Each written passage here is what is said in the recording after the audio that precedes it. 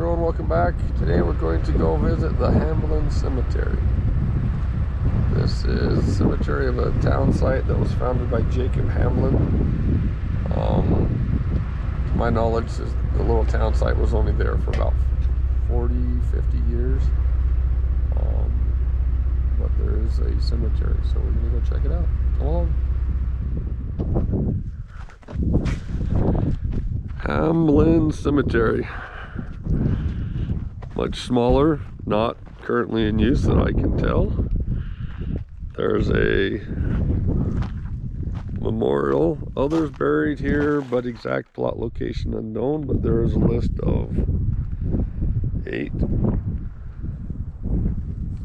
that are known to be buried here. The last burial looks like it was 1896.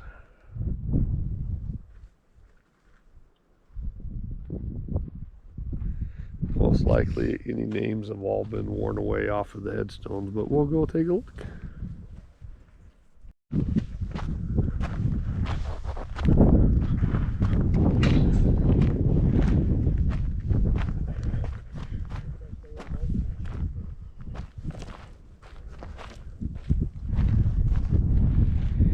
(1881 to 1891), so yeah, that would have been 10 years old. Daughter of Samuel Windsor.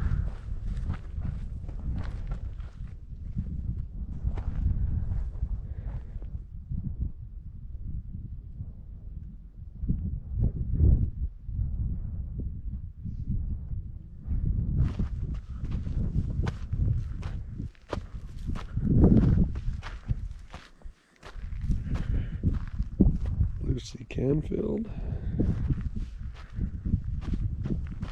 Moroni Canfield.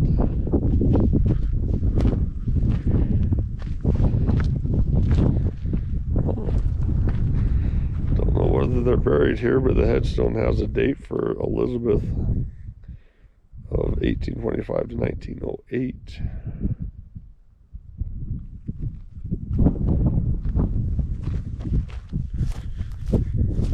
Most likely,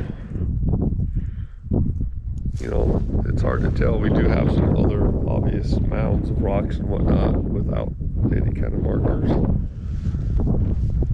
There's one clear over here against the fence line.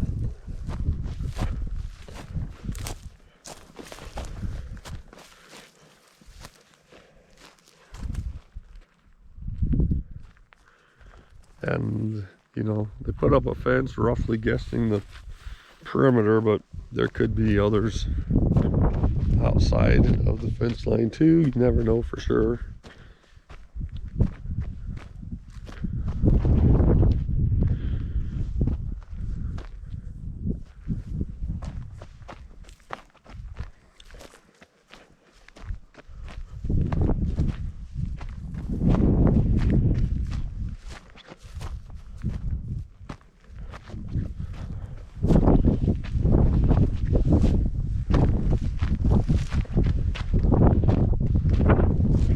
Quite a few unmarked graves, some that are harder to read.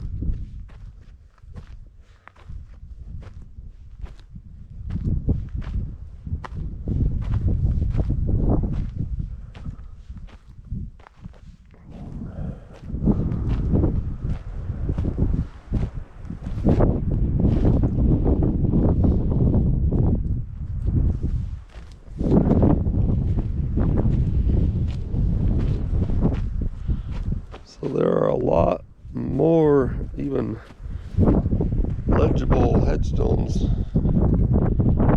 than what's on the memorial up there. So I'm guessing The memorial was placed by the Canfield family. I was wondering if that was for the unmarked. Could be for the unmarked graves as well, yeah, possibly.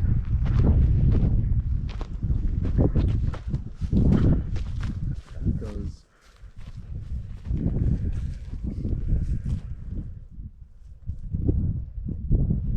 so I know it's going to be really hard to read this, so I will read it best I can. Hamblin Village was located about a mile northeast of here. It was settled in 1856 when Jacob Hamblin started a ranch and built a house for his family soon after.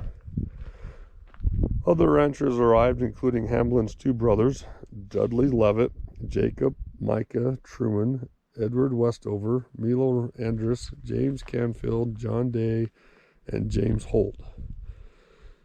The facilities for ranching were good, as well as farming land due to the local springs. Drinking water was procured from a clear spring on the hill above the village, while the irrigation water came from lower springs.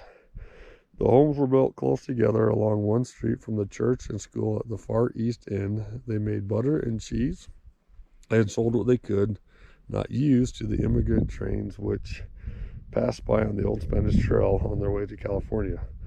The town site was surveyed in 1873, and Richard Givens was the first presiding elder of the branch of the Mormon Church. The overgrazing, flooding of the gullies and valleys, and loss of the lower spring water caused the people to leave, many going to Enterprise. Jacob Hamblin received an Indian missionary call from Brigham Young and left the Fort Kanab with his family in 1869. By the end of the century, the village had all but disappeared. So a mile northeast of here would be somewhere up over that way.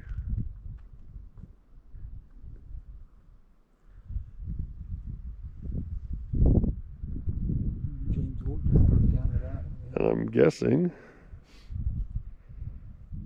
I don't know if the James Holt listed here is the same James Holt from the Holt Cemetery over there or not.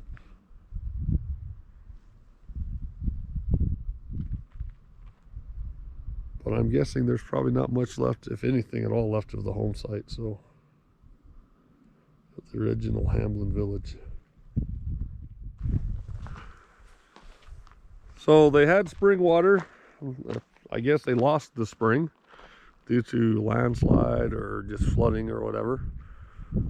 They said in the lower area, so I don't know if it was down in the river or down in the valley. But, you know, if you look around, it's a little higher elevation than the, you know, flat land out there where Burl is. A little higher elevation from down where Enterprise is.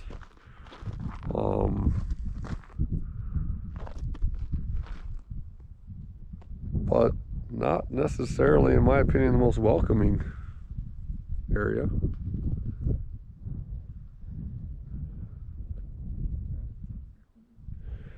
But Jacob Hamblin was a well-loved and respected missionary for the church who, after the Mountain Meadows Massacre, escorted a lot of wagon trains through southern Utah, back and forth. The Indians respected him. He had great relationships with them. Settlers respected him. So he served as a missionary for the church for quite a while in Fort Kanab, and then later built a house in Santa Clara, which is still standing. And I think, if I remember correctly, that's not where he died. He died in New Mexico, California. I don't know. I'll look up and find out for sure. But just Jacob Hamlin's a name that's known amongst a lot of Latter-day Saints just because of his connection to the Southern Utah pioneers and missionary work and things of that nature. So anyway, we hope you enjoyed this. We will continue to find little places like this. If we knew where the town site was, we'd go spend some time and explore it, but we don't know for sure where it is or if there's anything even left. But we will continue to find other little places like this. We will take you along with us, and we'll see you next time.